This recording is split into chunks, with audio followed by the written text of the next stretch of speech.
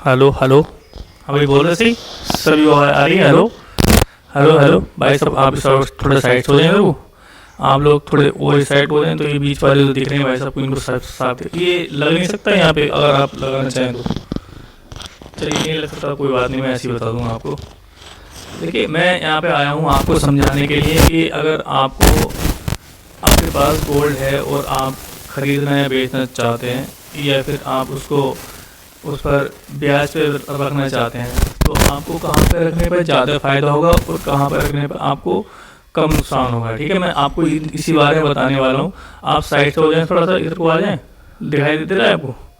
चलिए, और आप लोग इस साइड को, अभी तो कहा था आपसे इस साइड को आ जाएं। चलिए, तो मैं आपको बताने वाला हूँ कि हमारे पास जो गोल्ड रखा है इस टाइम, गोल्ड के रेट बहुत हाई हो रहे हैं, उसी के हिसाब से हम बात करने वाले हैं।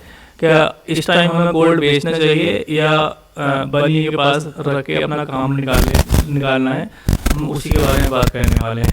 देखिए, जो लोग एक सदियों पुराना एक रिवाज रहा है कि अगर हमारे पास 1 तोला है, 2 तोले सोना रहा है, तो हमने किसी के पास वो रखा और रखने के बाद वहाँ से कुछ अमाउंट लिया और अपना काम निकाल लिया। अब वो अपना काम निकालने के बाद बड़ी मुश्किल हो जाती है कि उसका ब्याज दो, और ब्याज तो देने देना, उसके बाद जो असर होता है उसको जमा करना बड़ा भारी पड़ता है हम किसान लोगों के लिए।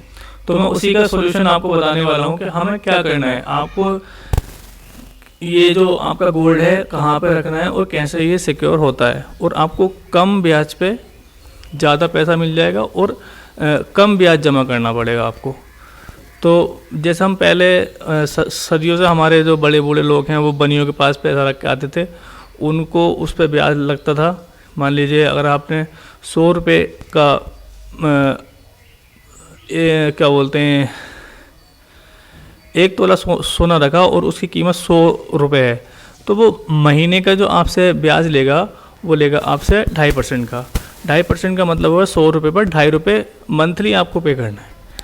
और अगर आप महीने में 2.5 रुपये नहीं जमा कर पाते हैं तो उस 2.5 रुपये पे भी आपका ब्याज लगता है अगले महीने पे। ठीक है, तो इस चीज़ को ख़त्म करने के लिए अब भारत सरकार ने क्या किया है कि जो बैंक्स होते हैं, बैंक्स में आप जो है जमा करा सकते हैं। अच्छा, एक चीज़ और है, क्या मान लीजिए आपने अगर 1 लाख रुपए का ब्याज लिया, 1 लाख रुपए पर आपका 2.5% का कितना हुआ, 2,500 रुपये पर मंथ, यानी कि एक महीने में आपको 1 लाख रुपए पर 2,500 रुपये जमा करना है। अब ये हुआ एक महीने का। अब इसी के हिसाब से आपके एक साल में महीने कितने होते हैं, 12। तो आप इसका निकाल लीजिए 12, यानी कि 12 दूनी 24 और 24 और 6 30%, यानी एक साल में आप जो है 30% का ब्याज जमा कर रहे हैं बनिए के पास 1 लाख पे।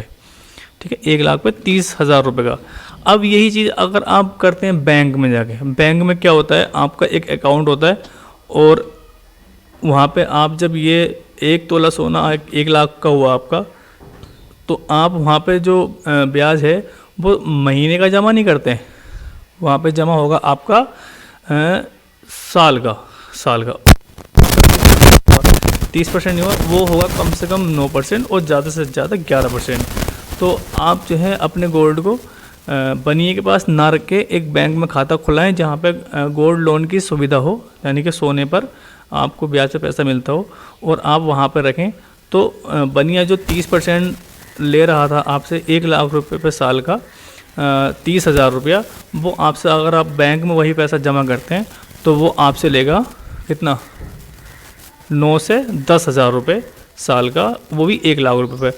तो आपका जो है आधे से भी कम पैसा जमा होगा।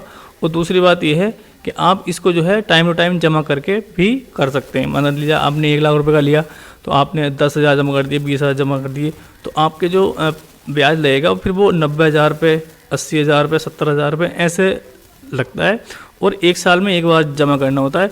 अगर आपको चीज़ नहीं चाहिए तो आप एक साल के अंदर 9 या 10,000 रुपये जमा करके उस खाते को आप नया भी कर सकते हैं। तो मेरा कहने का मतलब ये है कि आप अगर 30,000 रुपये साल का ब्याज दे रहे हैं तो 30,000 रुपये का ना देके आप जो है 10,000 का ब्याज दें, बैंक में जाएँ, सेफ होता है। ठीक है, ओके, धन्यवाद। तो